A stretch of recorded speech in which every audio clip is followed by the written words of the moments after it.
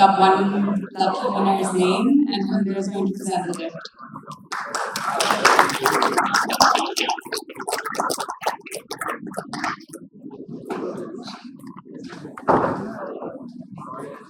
My name is. So first, before I pick this name, I want to for the sponsorship. Really great event this week, and so really appreciate your efforts this week.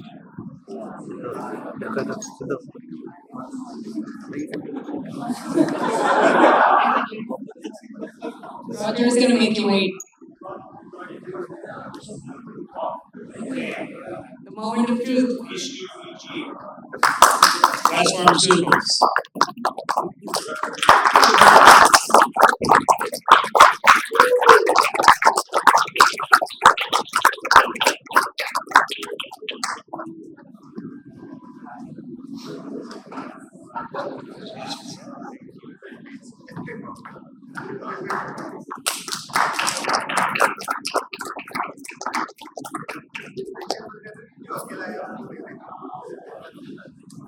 Now I'd like the women in tech to sort of take over the platform.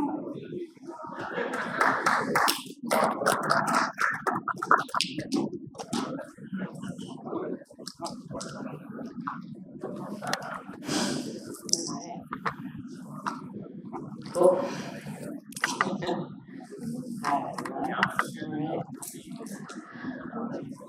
Cool, so welcome to the Women in Tech panel discussion. I am going to be taking over for Nicole Montero, who wasn't able to make it here, so I'll be your moderator today. No, this is not the right slide deck. Where did this come from?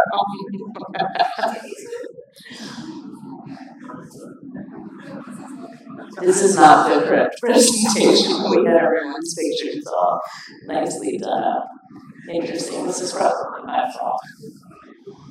Cool. So, okay, we're going to introduce ourselves, and these lovely placeholder pictures are going to. Oh my God, there's no information on this. What happened? Shame. Let's introduce ourselves anyway. We're going to give you first.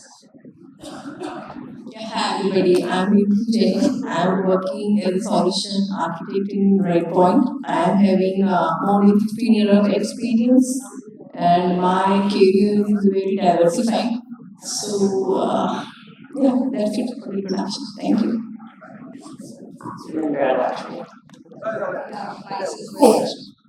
And I like to thank everyone for being here, for your presence, patience, and time. And I like, even though we did the mistake, you accepted it.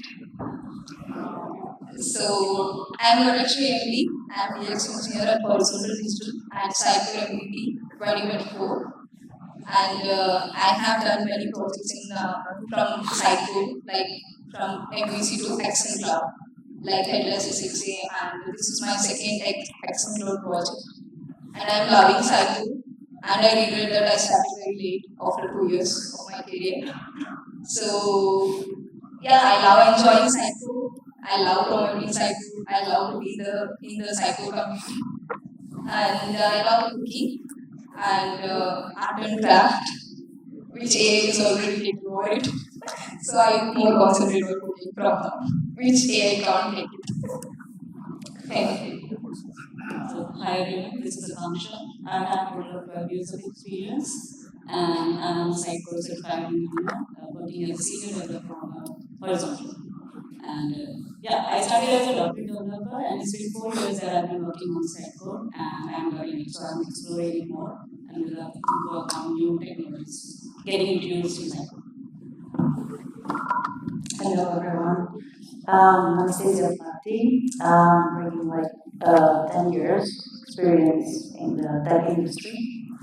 3 years with Cyber now, and recently shifted to product as product management involved. Yeah, my degrees range variety through computer science, management and finance, big data and data science. So I have a lot of fingers. And I'm really happy with the transition. Happy to be here, my first time in India. Thank you. Cool. And then, let's see, me, this guy. Who's also the senior director of product and the product lead for X Cloud, and I'll be your moderator today for this discussion. So, first question to the group, and we're going to kind of have this just as a conversation. So, there's hopefully going to be a little back and forth, and there'll be a Q&A at the end if there are other questions that kind of pop up from the audience. So, question for the group. We'll just start with you. How was your experience as a woman in tech shaped your career? I really had a great experience, and being a woman, as you know, we have different kind of responsibilities. So in my life as well, so like what happened is I got married in 2012, and before that I worked more than 9 years, and then I took hiatus of around 7 years. Then again joined the mainstream, and now with the right point, more than 5 years, and working in Psycho, got MVP title 2 times. So really thanks Psycho for that, and thanks Right Point for giving me the opportunity, because when I thought that I should again come back and join the mainstream, that time due to the hiatus, some people will have some apprehension whether I can make it or not. But then I got a trust and I made it. So I guess everybody can do it if you have passion, determination, and support. So you all can make it. Great. Yeah, for me, it was a different learning curve because I'm not from the technical background. And then I started my technical career. I was not knowing how to write an HTML, even the tag and syntax as well. So I started everything from scratch, and now I am proud that I am ironically being identified by the big platform like this. And my learning curve was very steep. Like I could have not made this without my mentors and those people who helped me a lot. And that's what like Psycho is also doing with the mentorship program. That is a great initiative. And other than that, I would like to say if you have a zeal to work and if you have that passion towards working very hard, and I feel like hard work speaks more than the words that you raise. You have to hard work and it will represent you in a very high level. So that was my learning experience, and I would like to thank everyone who supported me so far. So as a women in tech, actually I was always interested in this technology. So I started my career in .NET because I wanted to work as a developer. But I think my base was a bit different than my colleagues. So one part which helped me is like I based up well due to my colleagues' help, and now switching the technology was also something which I learned and liked it. And my inputs were like creating website is something comes with a creativity. So that's the something which I like. And I think at that place my women role came into play, that I get to see this design and I can provide my inputs on how we can change it and upgrade it from the design perspective or the creativity perspective. It's really interesting. I think I don't know, it sort of resonates with me. I got into tech later in my career, I think because I was more focused in design and technology the first time I went to university, and even though I was like really good at the development aspects of it, I felt like the design creativity was different skills, and I never really like leaned into how good of a developer I was, and I eventually went back to school for computer science, but I don't know if that's like flavored by gender or anything, but definitely, I don't know, some of the kind of design aspects of things that got me early. This is a question for you. Yeah. So, from my experience, women in general, any industry, any position, I believe they oftentimes they have to work harder and constantly prove themselves. So I felt like that, especially being in a male-dominated industry like ours. I felt that I I have to be exceptional, like my knowledge and skills, just to feel equal and collaborate efficiently. So while I want to say that for all the women that have to work like 100 times harder, I don't want to say that. So I will say that I've learned the importance of speaking up for myself and standing proudly behind my work. So I believe that this is important and empowering, and also that we don't have to feel like guilty being the only woman in the room. And if I have to say like three things, it's like always be proud, advocate your work, and strive to feel equal all the time. That's good. All right, moving on to the next question. Promoting inclusivity and equity. So what changes would you like to see implemented within the tech industry to promote inclusivity and equity for opportunity? We start with you. For inclusivity, I would like to say there should be a diverse hiring pattern. That is the first stream of coming women to the mainstream, my main pipeline. So we should include diverse hiring panel where there will be women as well, and they will give opportunity for the talented women. And another thing is there are many mentorship, like after coming to the mainstream, we should give a good mentorship and sponsorship so that she will be in a good learning curve and she will learn and represent herself. When she comes to the leadership level, there should be a proper representation and recognition for her good work that she is doing. And there are many other like employee resource groups that we can form ourselves and promote the women in tech so that they are one among ourselves and they will be happy to be in the workplace. Great. Yeah, for me, the first and foremost is the hiring basics. So what I've noticed in my career is like women are presented with a lower range of the salary package. Company has already decided, but then can you get and negotiate the hiring package? That's something which I've constantly seen. And second one is the work-life balance. So we sometimes have to think about the late night work. And for that, it's great now that we are moving towards a work from home culture, and that helps us because we don't have to think about time and overall, and it would be good that that can be increased, and that can help women's work in the company, so they can effectively work and provide their input, and they are not lag behind. Obviously, money matters a lot. Everybody wants money, so it is very good that we have a good pay disparity. We should not have any pay disparity, and equal pay for equal work and equal talent matters a lot.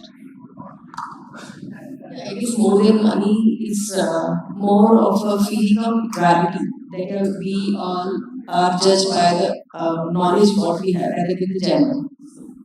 That really matters. We will, so they can provide us with the equal opportunity as well. So if they are hiring a women, they should not think that they will be stuck to that particular position for long. They should provide them with the higher role profile as well. Yeah, as we are focusing on equality, doesn't mean the less knowledge-based person is more paid. It is equal in respect of all everything, like work that they are doing and value that they are providing for the organization. Great. Okay. All right, next question. How can we provide women in leadership positions? How can we provide women in leadership positions the resources needed to thrive? Rachel, we'll start with you. So first of all, I would like to say it's really great question. And why? Because for sake of diversity, if we keep any woman at a leadership position, and if we don't empower it, so there is no sense of keeping her on that particular position, and it is not justified. So first of all, I guess we should empower them, give all liberty, whatever she wants, so that she can give her 100%. And apart from that, I guess there are no, we have seen scenarios where people, some people think that they are not fine with no, being led by women. And I talked to many other managers as well, and they also encountered this kind of scenario. So maybe we can have some kind of training in the company where people are more no, inclined towards what should no, they take away from what their leaders have. So that really matter, and then I guess we should involve women in our diverse areas. It's not like we give them their particular position and on a particular department. So if that happens, we have a diversified voice from a diversified segment, and that will really help them to being heard. That's it. I've been thinking about this one a lot. I've recently taken on a bit of a leadership position in Singapore, and it's interesting. I heard somebody say something like, if you're only viewed as assertive once you're at a VP level, everybody below is just aggressive. And I think this like double applies sometimes to women in leadership positions where like I don't know, management styles and communication styles are just different, and ultimately, like the space in which the space in which you're going to be able to do your leadership style, it's just going to be a little different. So much of the like management industry is so focused on a kind of very dominant, like aggressive style of leadership that I don't know. Sometimes it just doesn't resonate with women in leadership positions, and so like giving the space and the time for a woman in a leadership position to like find a distinct style that works with her, that works with your team, that works with the greater community, and being afforded the mentorship and the space to just kind of evolve. Like I'm actually really grateful right now in my own team and in my own organization that like I'm being afforded that space, but it just I think sometimes the target like management audience is oftentimes not particularly female. Any other thoughts? We'll move on. Yeah. So can't provide much input, but I think the resources that are working under some manager, they should respect the manager on the basis of what decisions they are making. So once they respect, I think that will be good. Yeah, and you have to sort of make more of an effort to earn it. So that's the problem. Yeah. All right. Everyone's favorite topic in the world, imposter syndrome. Okay, so what approaches have you personally used to overcome imposter syndrome and build confidence? Let's start with Rhea. Yeah, imposter syndrome. Actually, this is very good question. Like everybody feel like underconfident or low confidence when they are not having that much of knowledge firstly, and another, the imposter syndrome is opposite to that because the people have the knowledge but they don't have capability to express themselves. So here what we can do for this is first we have to normalize and accept it because everybody will face that, and that doesn't decide the actual capacity of an individual because all the people who are here in this room have faced this one or the other time. So it is normal, so we have to normalize it and we don't need to make it as a big thing. And another thing is speaking of your experience, what you have faced and what made you to be in that imposter syndrome, and how you can, by expressing that to the mentors, what it will make is you doesn't feel as an isolated. It will make it will show that other person also feels the same. It's like everyone is same. So that might be a good start. And if they are feeling too much heavy, they can consult with the mentors and who are like-minded people. They can get the advice.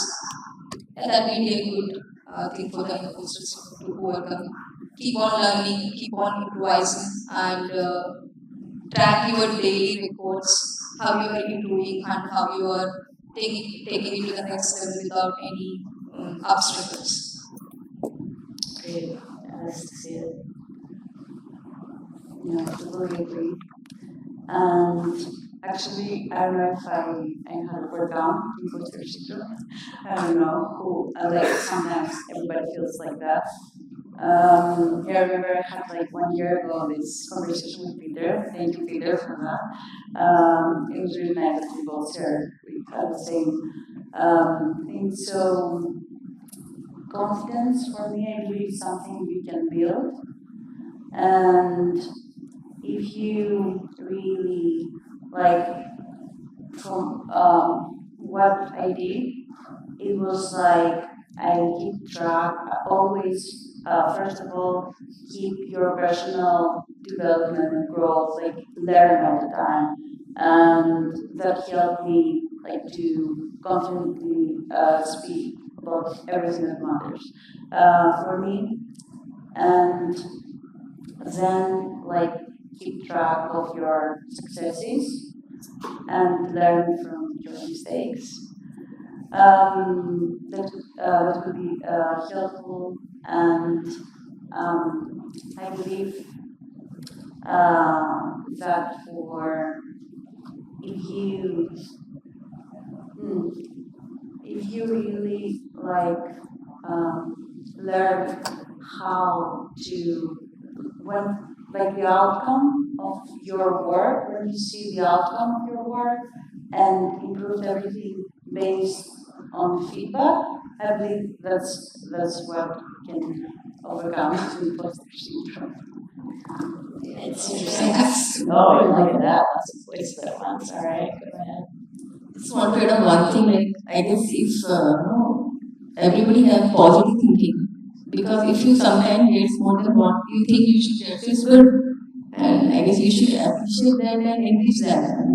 And you know your weakness, that somehow you think that you're not that much good. So work on that. So I guess till the time you think that people will get to know that you're not that much capable. So I guess you already covered this particular path. So I guess There is no wrong in accepting that you don't know. So take it as a positive thing, and failures are always a step for learning. So we should embrace our failures as well. I also think we, like, the tech industry is just riddled with too much confidence sometimes, where the person who's, speaking with most confidence barely understands the technology they're talking about.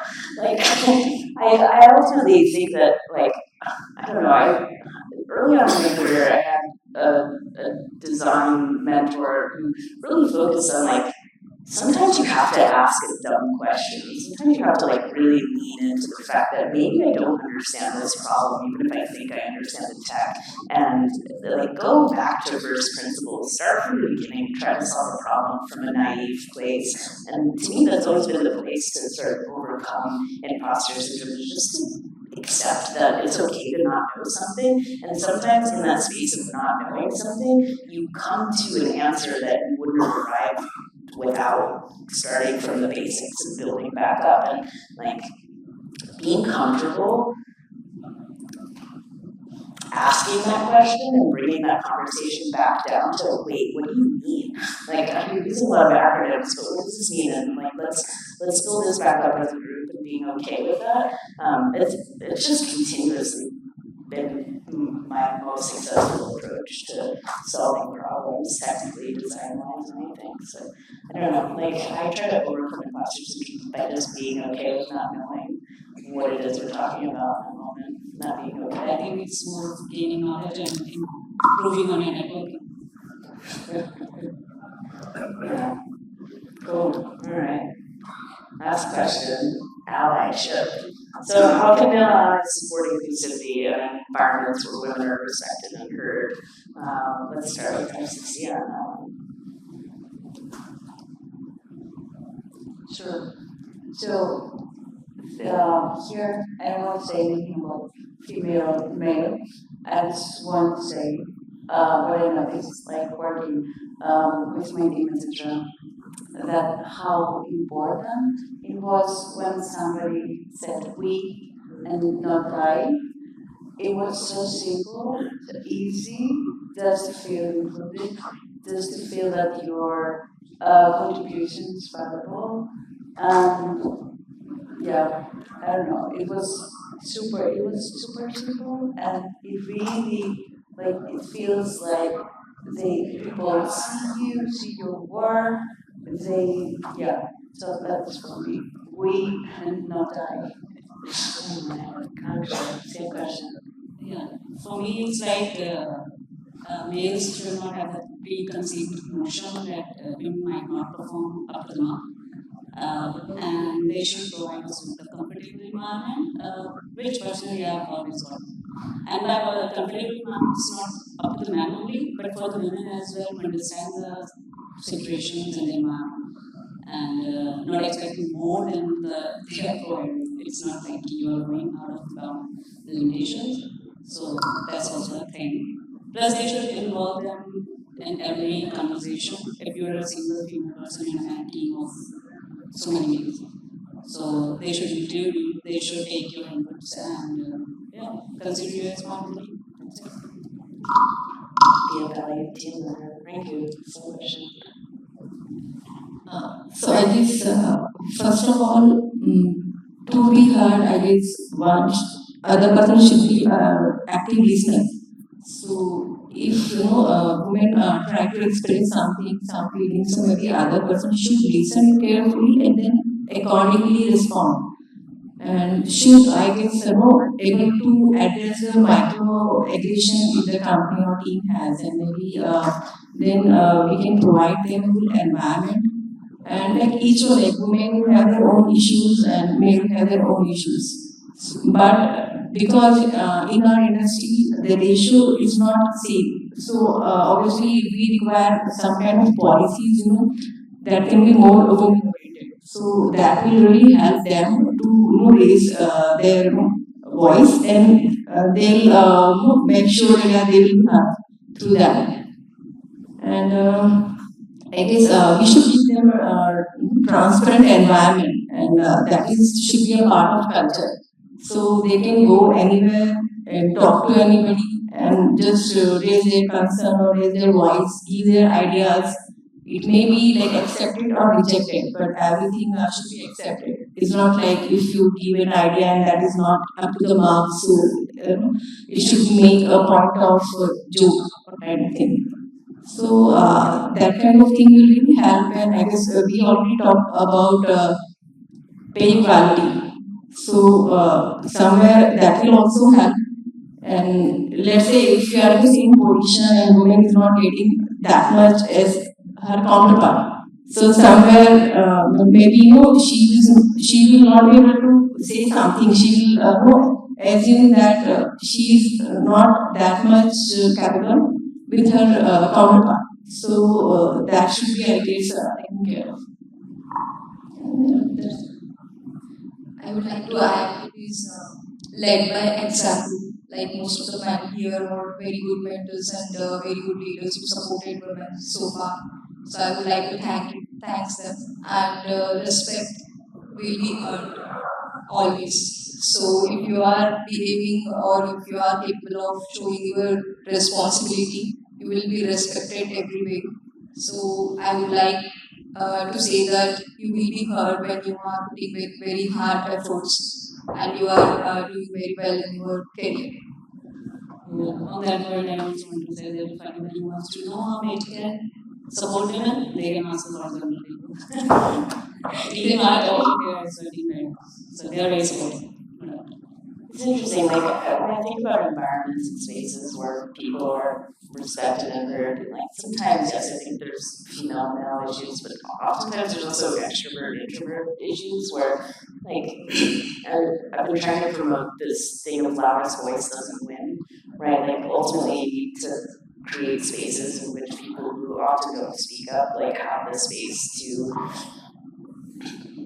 I don't know, to like contribute to to an environment, and when there's just loudest voice winning all the time, dominating conversations, you oftentimes just miss out on a ton of really important perspectives. And so, how do you cultivate spaces and meetings and Teams meetings and whatever kind of remote environment that we have where we make sure others can contribute, that potentially people who only want to communicate and chat, even because of language barrier issues, like have that space to do it, and that those are integrated into the conversation. So I think promoting inclusive environments overall always just leads to more voices being heard. So that's been my approach. Yeah. All right. Well, I think we are done. So open to a Q&A. If there's any questions, thoughts from the audience, feedback, welcome. All right. Well, if not, thank you guys very much.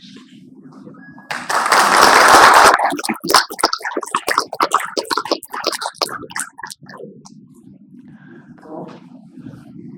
It's looks like no one has any doubt or any question. We are safely facing safely here. Thank you. Thanks so much. Thank you.